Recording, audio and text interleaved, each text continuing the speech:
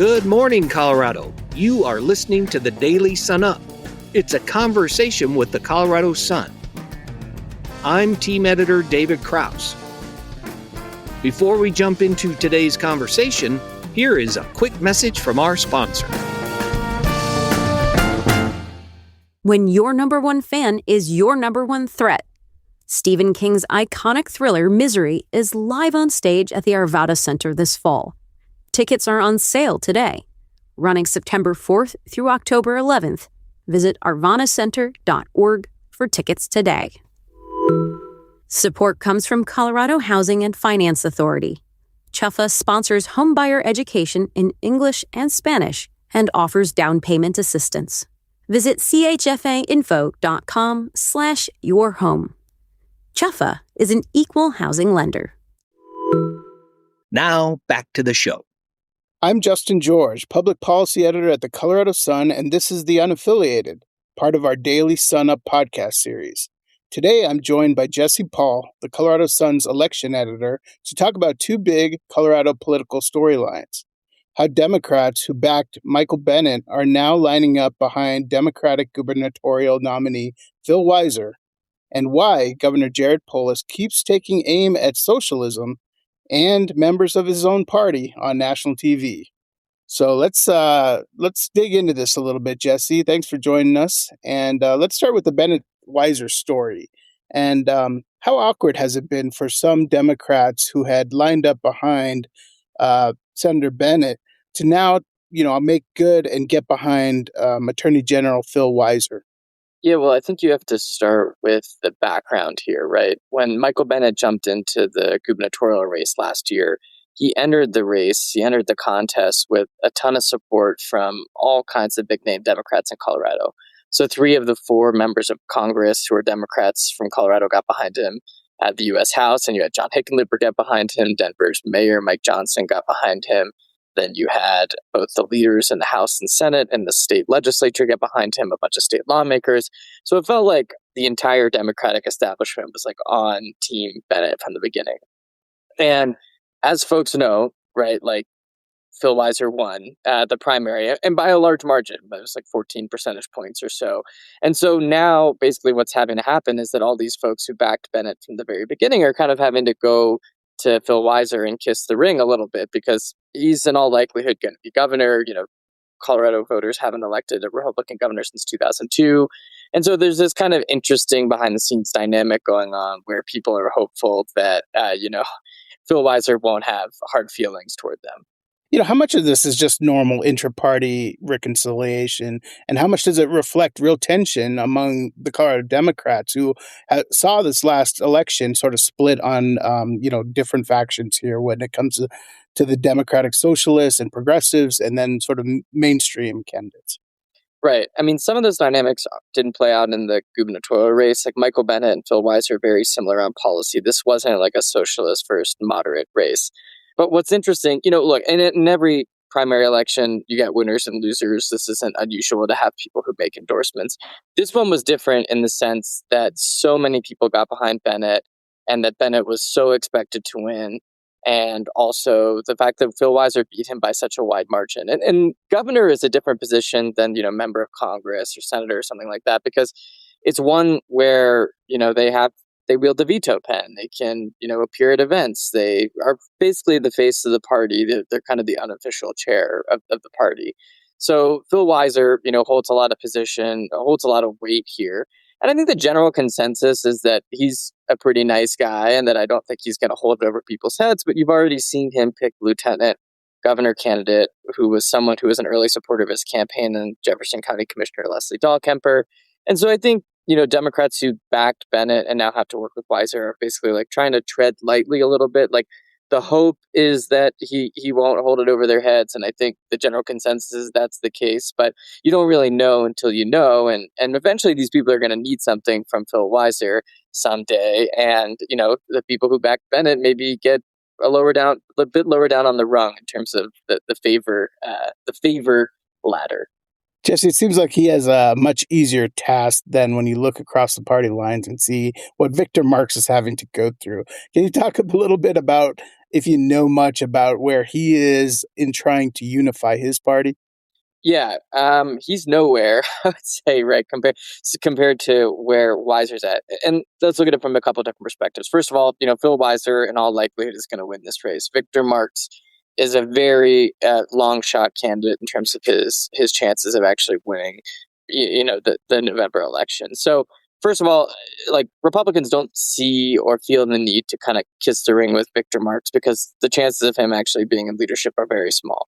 But I think a lot of Republicans just kind of look at his campaign with disgust. And so, we've written about it a lot, how Victor Marx won the Republican primary with only 40% of the vote in a three-way race. So 60% of Republican primary voters backed candidates not named Victor Marx. And the two candidates who they backed said explicitly during the campaign that they would never support Victor Marx in the general election. And that's for a lot of reasons. I mean, I think Victor Marx's backstory, a lot of it, which is unverifiable, has kind of freaked people out a little bit just because of the kind of fantastical nature of it. And then on the other side, too, like, he doesn't have policy plans. This is his first run for office. There's just a lot of questions about his background and his, qualifications for this job.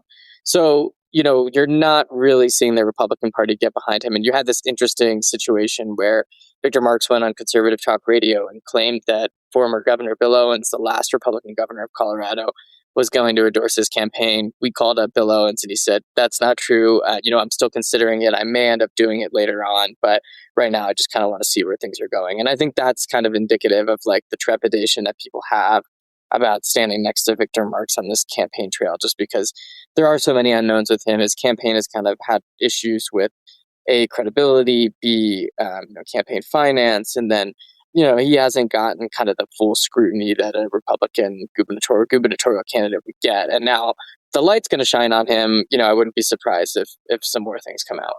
While we're talking about the candidates who are running for governor, let's talk about the sitting governor right now, who's been in the news quite a bit.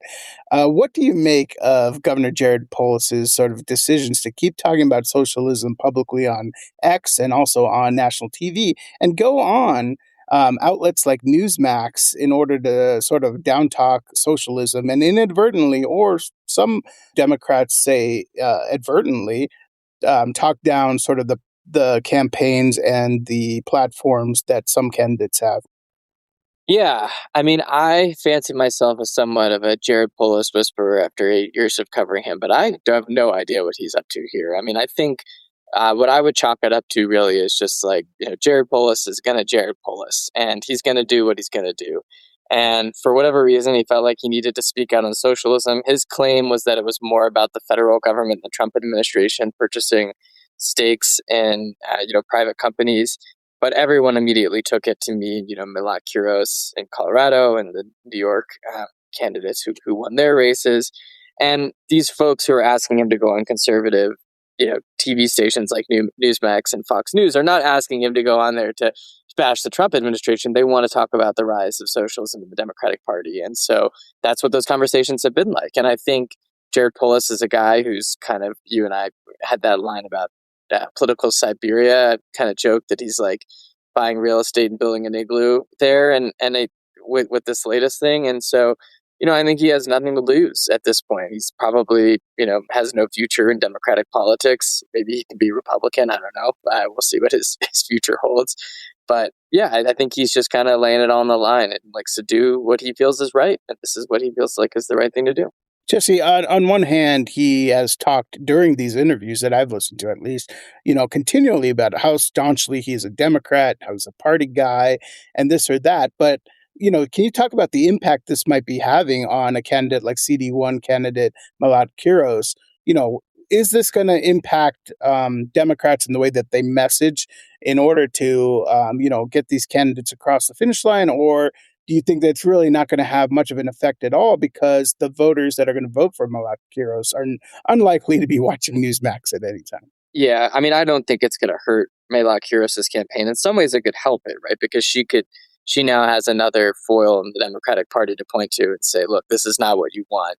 Jared Polis, certainly his decision to commute Tina Peters' sentence kind of adds to that. So anything any Democrat can do to attack and bash Jared Polis right now is probably seen as a positive, just because this decision to let Tina Peters out of prison early is seen as so negatively among Democratic voters that, in some ways he's doing their work for them. But, it's a weird thing for this guy who we thought maybe was going to run for president to be out there kind of shooting himself in the foot repeatedly. Politically speaking, right? Like he may call himself a Democrat, but I'm not sure the Democratic Party would want to own him right now. And this is the question that we just have to ask you, Jesse, because you constantly get it, though we pretty sure we have the answer here. But is there any political aims in Polis doing this? Is he out for a higher office in some way? Will he run for president someday? Or do you just, like you said, think that this is just him putting his foot down? We've asked him so many times about his presidential ambitions, and the last time I asked him about it, he pretty unequivocally said that he wasn't interested.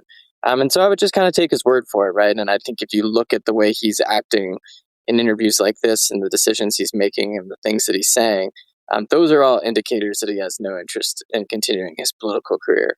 That may change in the future. He's like a relatively young guy. I think he's younger than 50, but it's going to be really hard for him to come back from this in the Democratic Party. Like, I don't see a Jared Polis winning a presidential Democratic Party.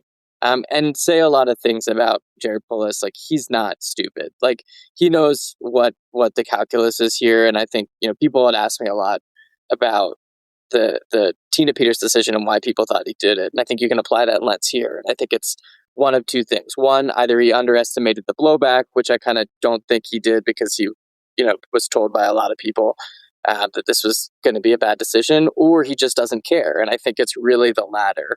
Like, he's a principled guy, and when he feels something is right or something that he wants to talk about, he goes for it, even if it costs him votes and costs him support within his party. Just your last question. What do you think this says about the direction of the Colorado Democratic Party? Can you construe anything off of this? Or is this basically the end of the line for these type of mainstream candidates, whether that be former governor, or current Senator Hickenlooper, obviously a businessman too, and then you got Polis, who's this tech entrepreneur, both of them who, probably are not aligned at all with the socialism sort of line. Do you see this sort of rift continuing in the future, or the party going in any sort of direction in Colorado? Well, the Democratic Socialist remains kind of like a rare species within the Democratic Party, right? There are a few of them in the legislature. You're going to probably, in all likelihood, have one in Congress and our congressional delegation. But the vast majority of Democrats, elected Democrats in Colorado, remain kind of that mainstream Democrat, whether it's in leadership positions or up and down kind of the ranks of the Democratic Party. So is there a shift happening in places like Denver? Is that becoming more left and open to more, socialist policies? Yeah, I think you can say that for sure. Polling indicates that, election results show that, but like a statewide race right now, like there's no evidence that a Democratic Socialist could win statewide in Colorado. Again, I don't know if Julie Gonzalez, a state senator who ran against John Hickenlooper, and came up short by about 5.5, 6 points. Not a member of DSA, a former member of DSA. But, I think the fact that people were open to her indicates that it's something that could happen in the future. She didn't run the strongest campaign. If she had, maybe we'd be having a different conversation and she won. But I think right now it kind of remains to be seen like where the ceiling is for the Democratic Socialist faction of the Democratic Party. Well, that's all the time we have for today. I want to thank Colorado Sun elections editor Jesse Paul for his time. Thank you for listening to today's episode of The Unaffiliated, part of the Colorado Sun's Daily Sun Up podcast series. I'm Justin George. To read more, go to coloradosun.com. Thanks for listening. And finally, here are a few stories that you should know about today. U.S. Senator John Hickenlooper is backing a bill to increase transparency around pricing for hospital services, saying that murky prices make it difficult to shop around. U.S. Senator John Hickenlooper is backing a bill to increase transparency around pricing for hospital services, saying that murky prices make it difficult to shop around. The Patients Deserve Price Tags Act would expand on rules requiring hospitals to post their prices in ways that people can understand them. Longtime Republican Greg Lopez on Tuesday qualified for the November ballot as an unaffiliated candidate for Colorado governor. Some Republicans have vowed to support Lopez to avoid voting for Victor Marx, who narrowly captured the Republican Party's nomination for the general election this fall. Cargill meatpacking employees are back at the negotiating table with company officials, but neither side is saying if they're getting closer to ending a long-standing lockout. The Cargill beef processing plant in Fort Morgan has been idle since May 20th, a day after the more than 1,700 employee union rejected Cargill's contract offer. To read these stories and much more, visit our website, coloradosun.com. As an award-winning nonprofit news outlet, we take our mission of credible, independent journalism seriously, and you can check out our trust indicators at coloradosun.com/ethics. Our music is by the Denver-based Matt Skellinger Group. A link to their music is in our show notes, and a special thanks to Swallow Hill Music. I'm David Krause. See you next time.